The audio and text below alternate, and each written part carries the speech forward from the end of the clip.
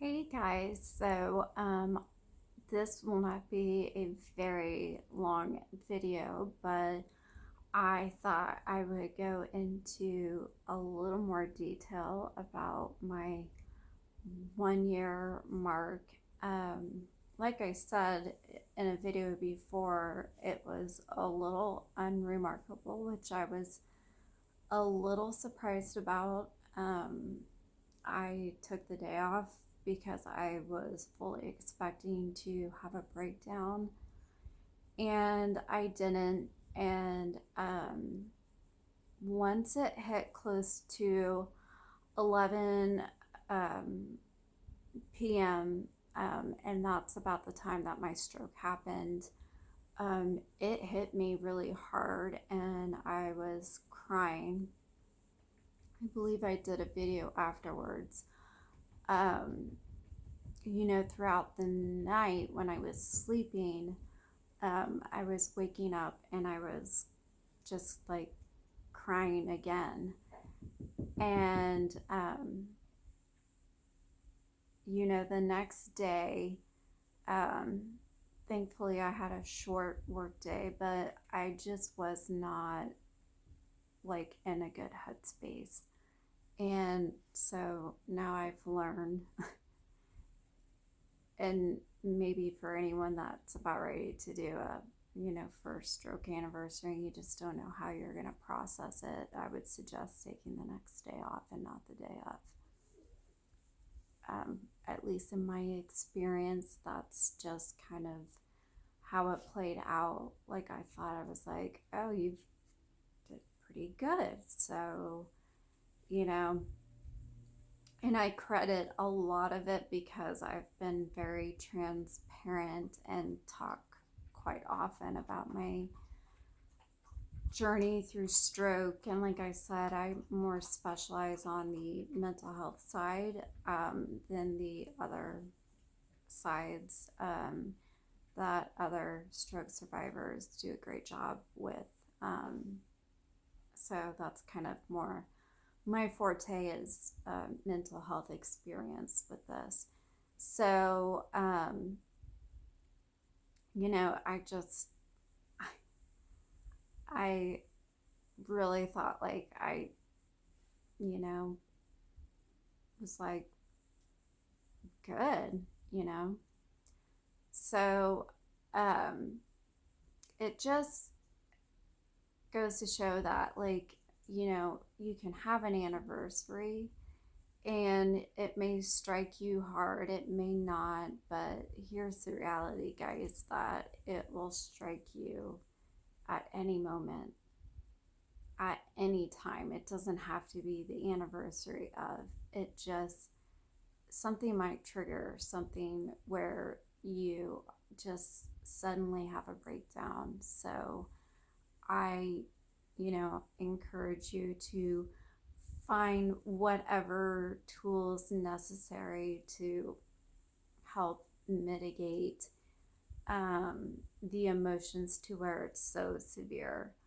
Um, I don't say mitigate to not feel, because it's essential to feel that emotion. You can't suppress them.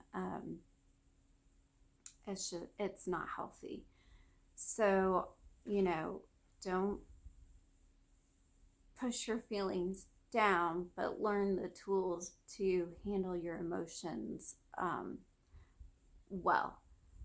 You know, I can't remember if I mentioned this before. Of course, that's the short term memory loss that I have. But I was explaining to my psychiatrist, with our check ins, that I look at my feelings and everything as just it's a deflated balloon. And every day it just kind of like starts filling up with air. And I have to learn how to slowly release the air from the balloon before it becomes too much that it bursts. And I think that's a good analogy about our mental health journey through stroke, is that, regardless, um, you know, things will start, you know, putting air into that balloon.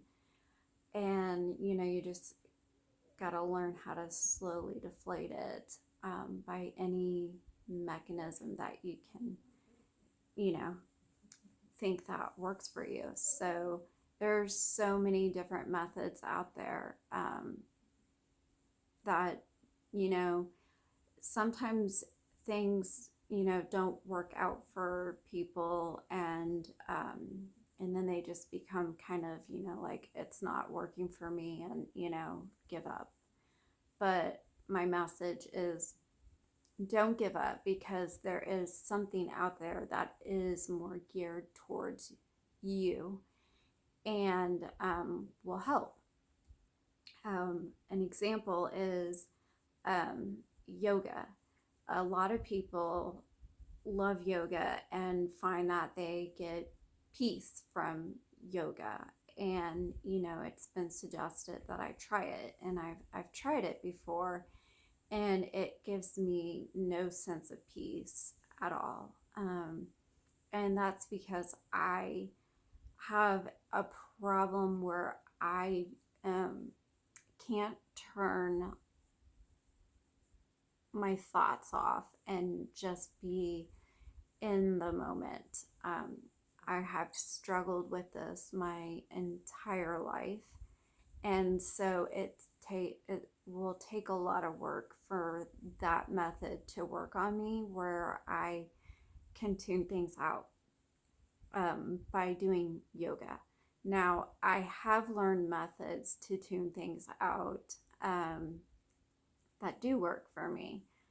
And, one of my things is, and you see it daily on Instagram, is, on my posts, I do like quotes. And so I, find a picture, find, a quote, and then I attach music, and, just the whole like creativity side. Like, I'm just in the moment at that period, like, and I'm just like having fun doing it. So I found that that's an effective way for me to kind of tune things out, even though what I'm doing is like stroke related or mental health related. But it is just like, being creative just kind of knocks that like anxiety or that anxious feeling that I have. So I learned that, um, you know, being creative is my outlet.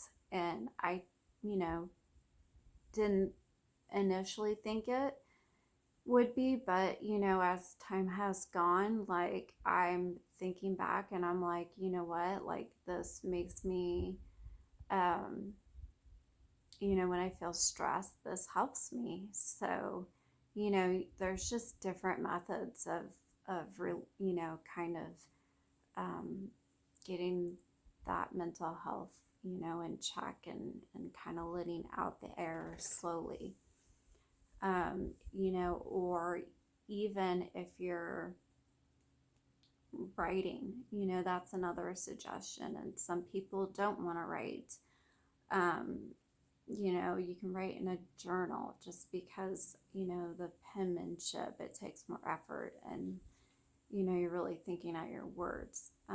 Or if you're just typing, and like I've said previously, you don't have to publish that. That can be just your own words for you to go back.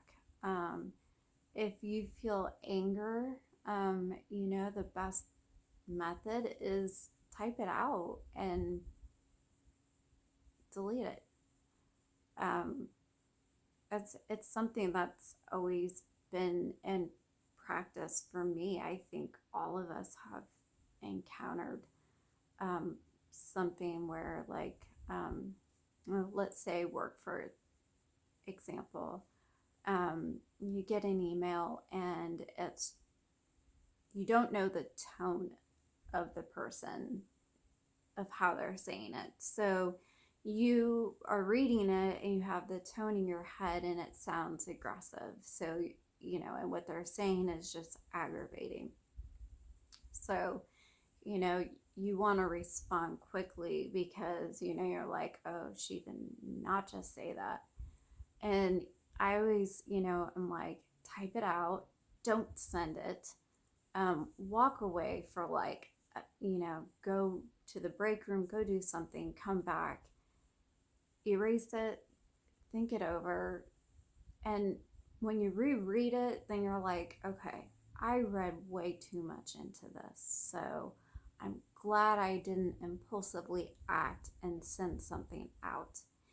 And that goes the same for like Facebook posts. And I'm guilty of this myself. And I still do it. I'm guilty.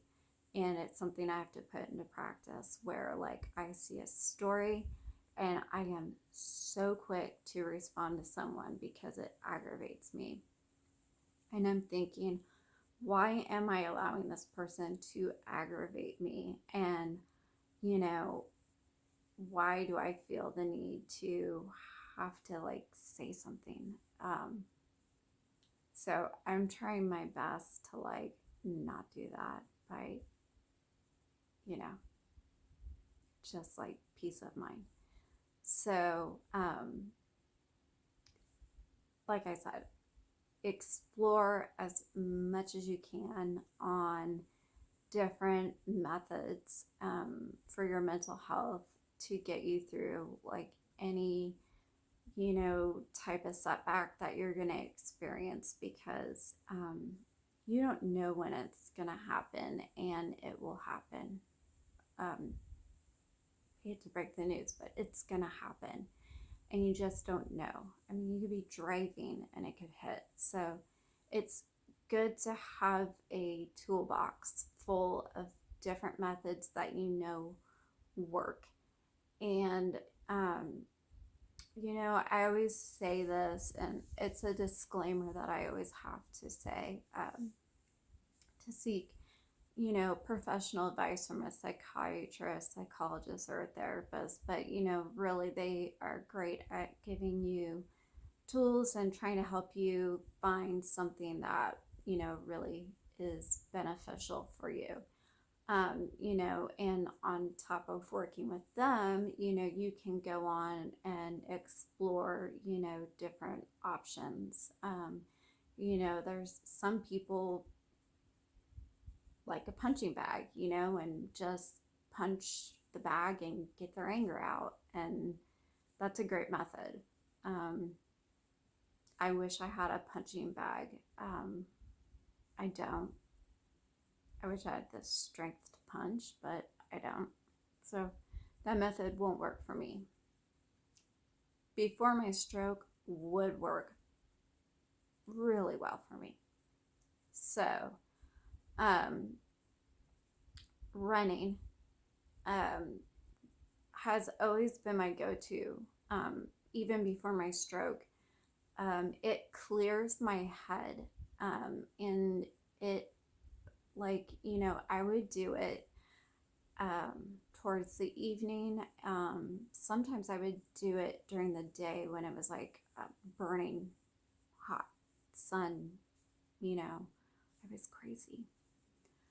But running for me was so relaxing and I felt so great afterwards. Like when I was running, it was like it's visual and you can smell and you're just like, you're zoned out on all that heaviness that's going on. And it's different than being on a treadmill. Being on a treadmill, I think like when you're doing it, you're stuck with those thoughts still. I think having like scenery change and just looking, I think that goes back to what I said, when you're experiencing something, to visually point things out and like describe it, and it, gets you out of that like panic mode.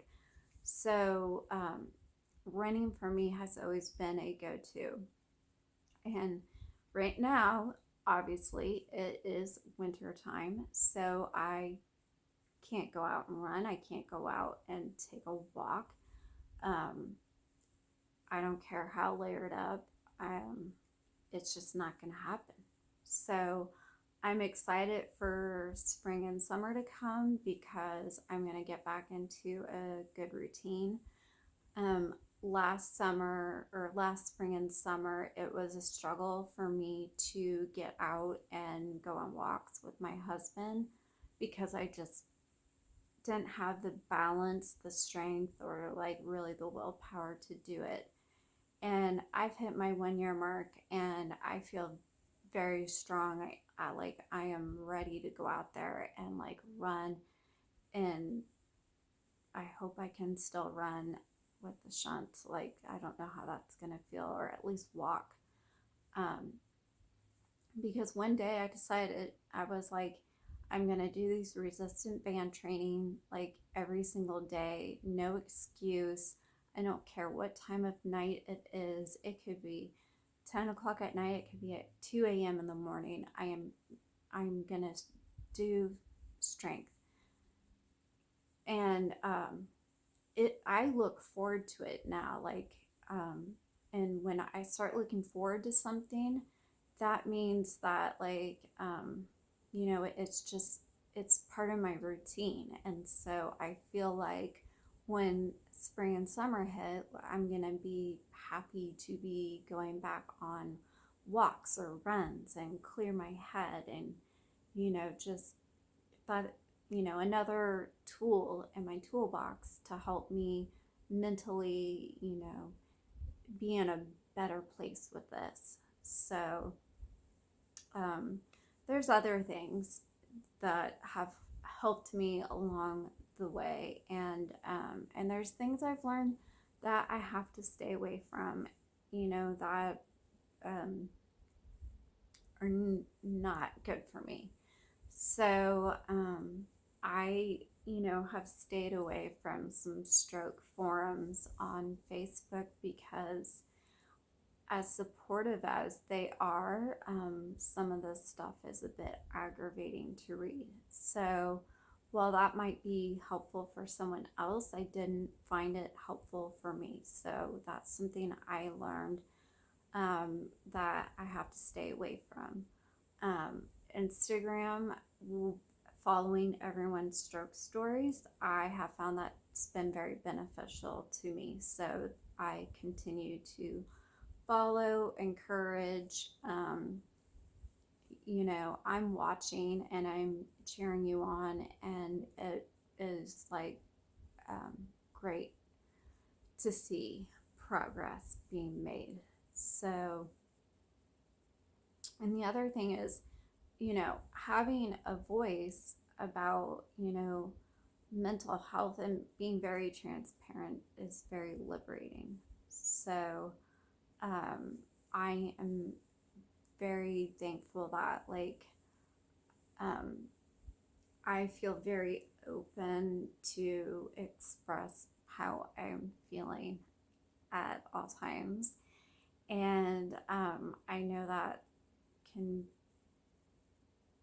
it's a sensitive subject for many. Like I said in the beginning, it's just to each their own. But for me, to be able to speak freely, and I'm not ashamed on how I feel whatsoever. I'm actually really proud of how I feel, and I'm proud of being able to express it without any shame, because I want someone out there to know that they are not alone if they're feeling the same way that I am, and that there is light at the end of the tunnel.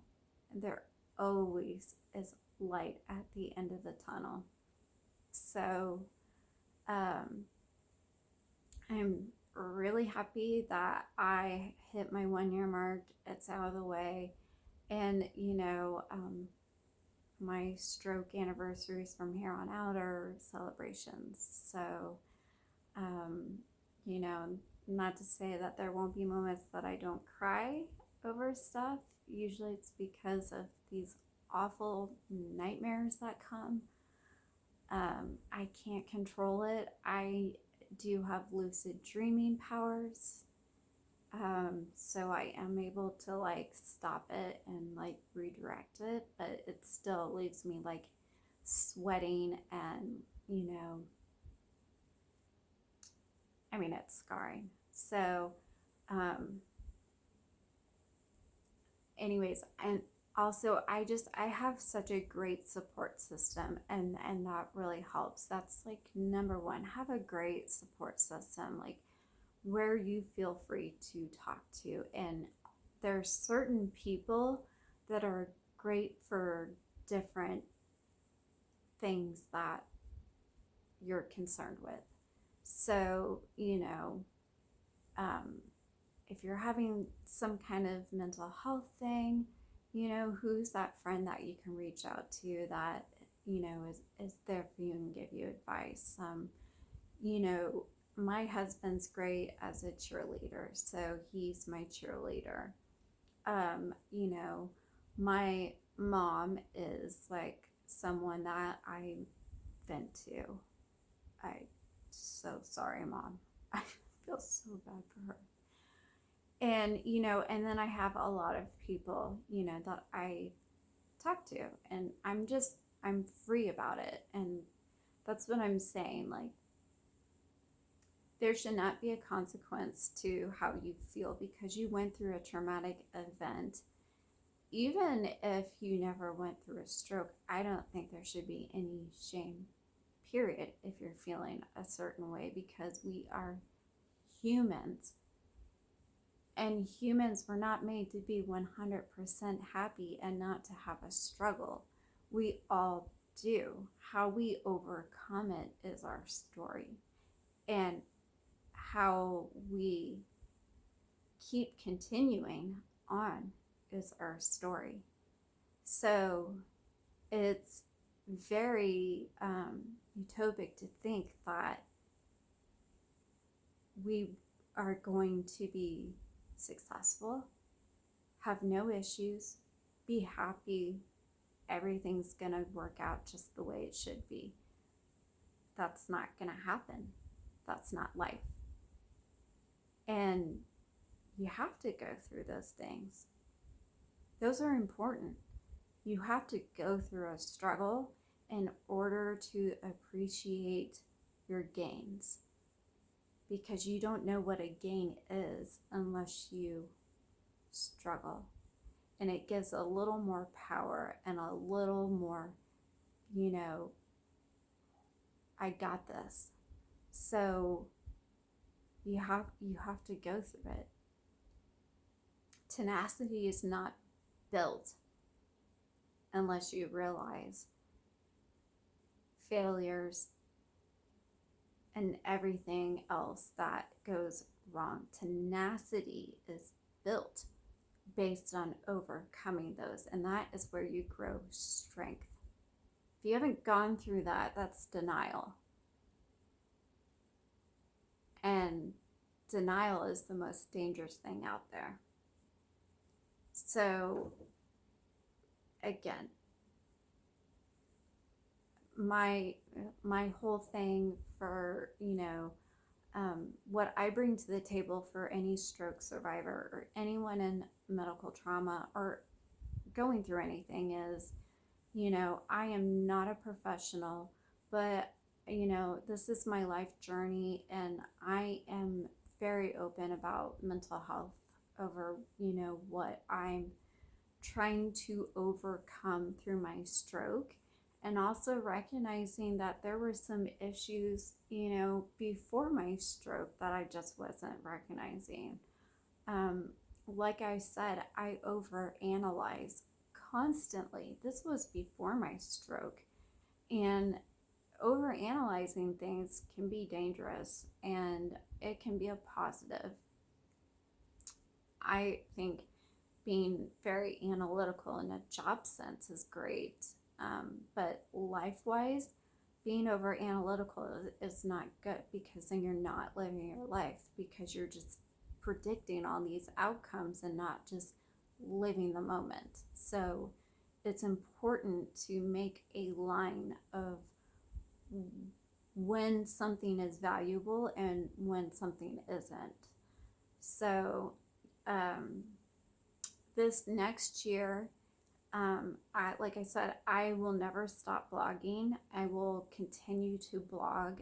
Like I said, in the beginning stages, I was blogging constantly. In fact, I was going back through my blogs to read them. And, I noticed as I was getting better, the less blogs I was doing, which is good. That shows there wasn't that need.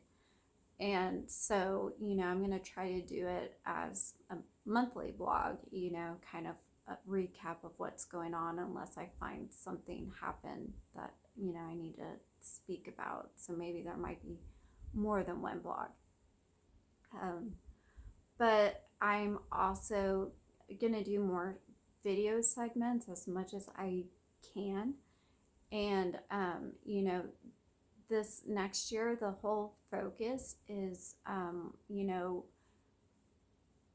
growing your mental health to a strong level, and, learning to taking all the things that I've learned throughout last year, taking all of that and putting it into practice for this year, and coming up with things. So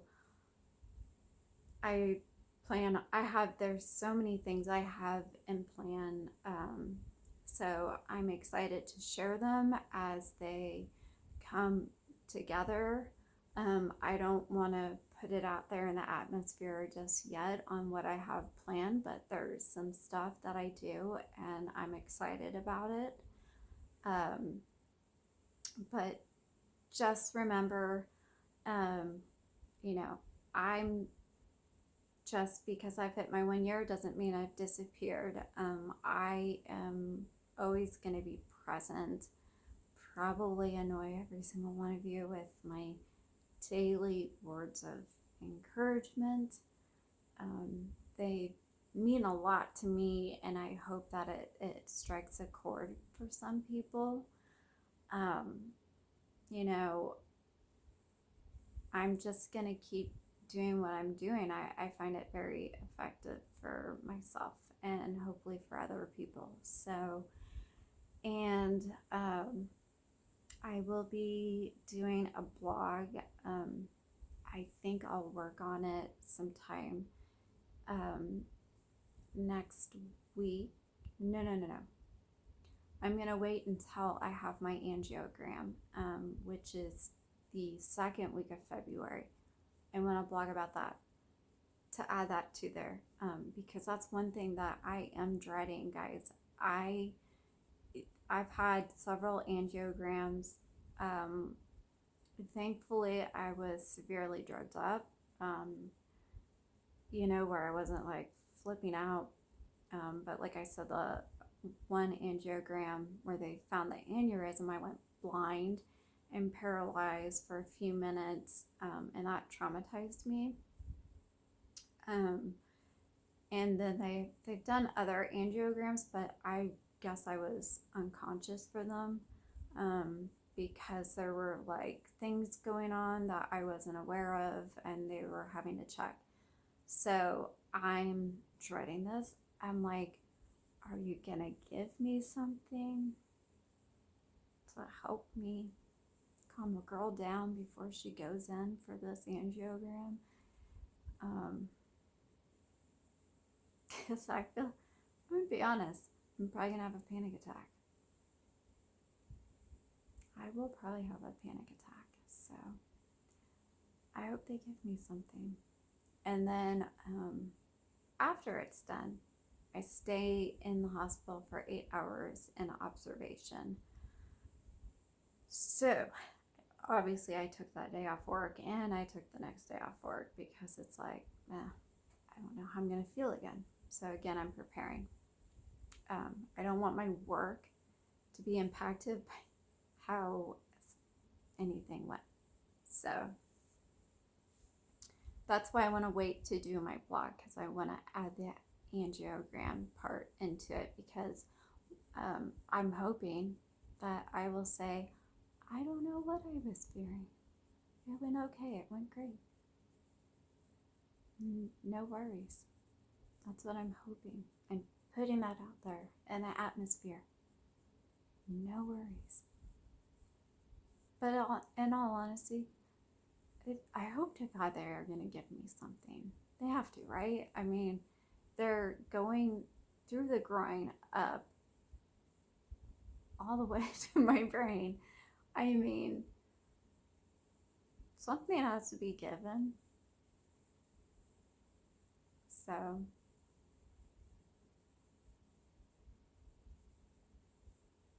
that's great.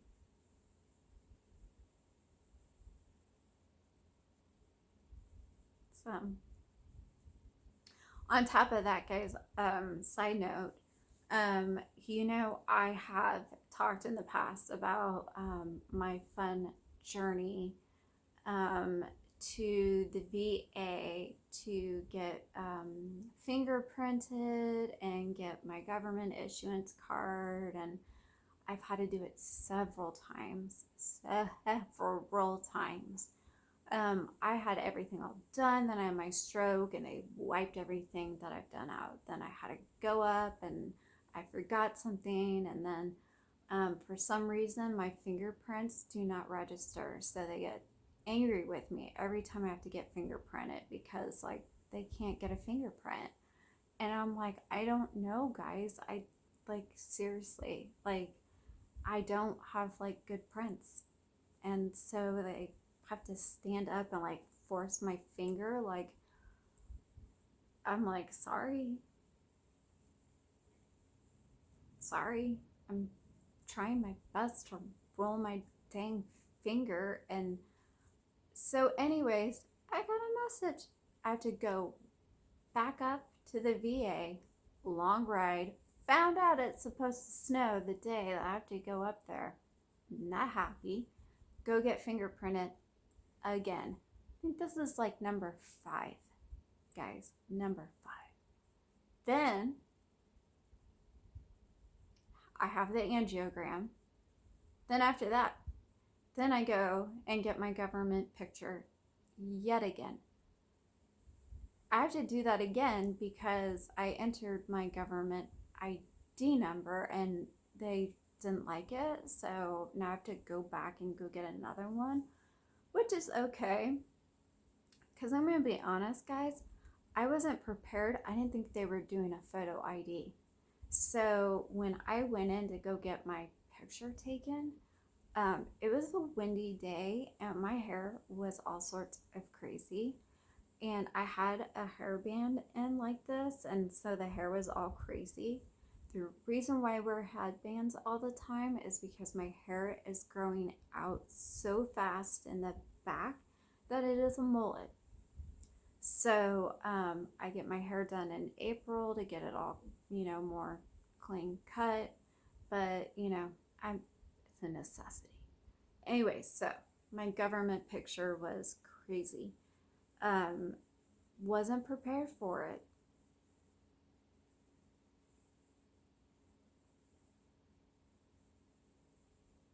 Not like I'm wearing my badge anywhere. I mean, I'm working from home, but still, I don't like it. So I gotta get another badge. So pro, new picture, negative, it's another travel. So,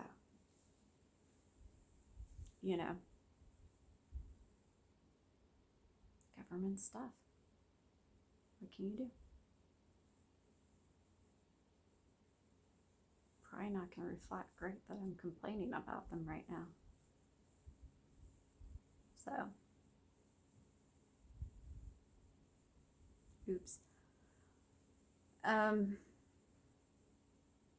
But in all honesty, I do understand why they're doing what they're doing, and it's tight, blah blah blah. Um, I will never mention anything that I'm doing that requires this.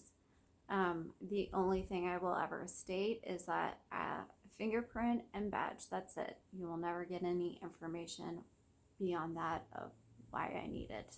So, there, I threw that out there. No one knows.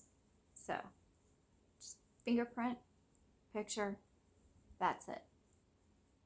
Done. All the information I will ever give. So, yeah.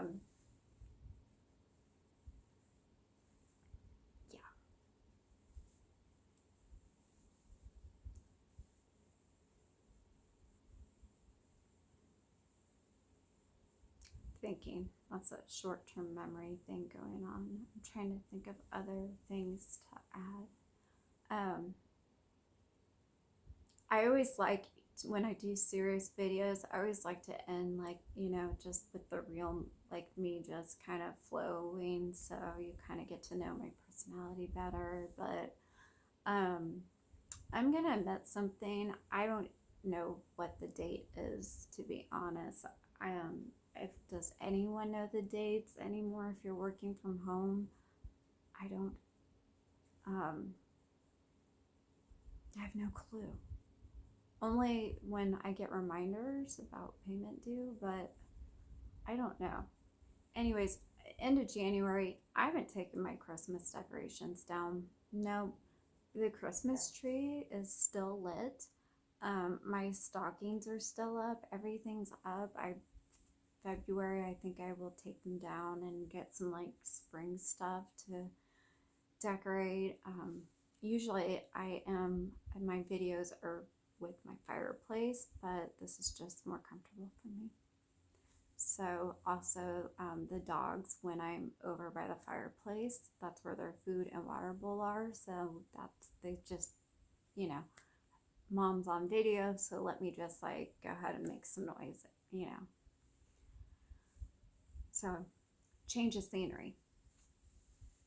But yeah, so it's full on Christmas still here. And I think there's a lot of people that are still doing it. A, because they just don't want to take it down, or B, it gives them joy. I love lights. I don't like overhead lights. I hate them. I'm a lamp person.